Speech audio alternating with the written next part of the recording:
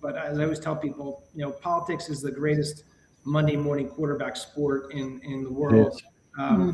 When you're in the campaign, you have a finite budget. You have to make decisions every day and live with them, which is what we did. And people could criticize it or not. That's fine. That's part of the job. But I feel like we made the right decision not to go further down that rabbit hole. But certainly the clip and the use of it by the other side was certainly a problem, even if it didn't damage us in terms of our standing with tax-driven voters. It certainly created a lot of consternation in other places in the campaign, and it was a tough call not to push back. It really shows how dirty politics is, because I mean that obviously that was not the discussion at all, but they took that that 10 seconds and ran with it.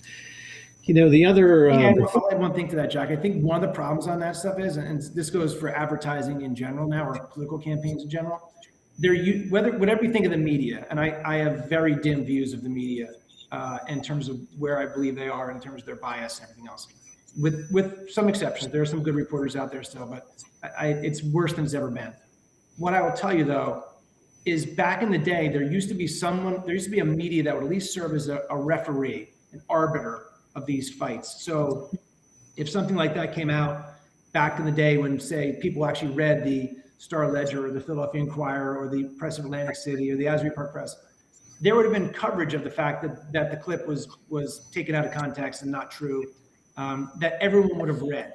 That doesn't exist anymore, right? So it's really on the campaigns and on word of mouth to have these debates, and that makes it much harder for a campaign. Just like you guys said, then you have to decide whether you're going to take your resources, stop playing offense, and go play defense on something. And that's a tough call when you have a capped race, which, as you know, in New Jersey, both our campaign, their campaign, on the hard side, on the campaign side, we're part of the state matching funds program, which means you're limited to what you can spend. It's a lot of money, but every decision of what you spend means something else gets cut, right? So there's a struggle that has to go on, like almost any small business has to struggle.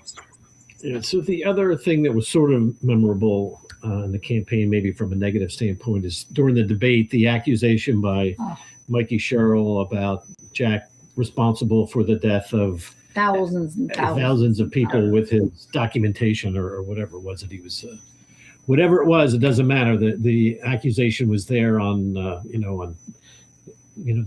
night everybody was watching on the debate, and there was some catch up after that, some because I think he did put out some. He sued her for that. Yeah, I mean, listen. When that happened, I kicked myself a little bit that Jack wasn't more prepared to deal with that attack. I didn't think she would go that far with it, right? I mean, I don't think we could have predicted she would have accused him of mass murder on a debate. And I think she screwed up, to be candid with you. I don't think that was part of the plan. I think she got frustrated and lashed out.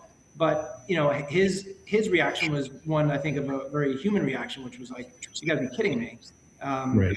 And there was an opportunity, I think, to hit her harder back in the debate, which, I think debates are hard. They move very quickly and you're kind of on it and off it. But, I didn't think that inured well for her, that accusation, and they really didn't do much with it on TV.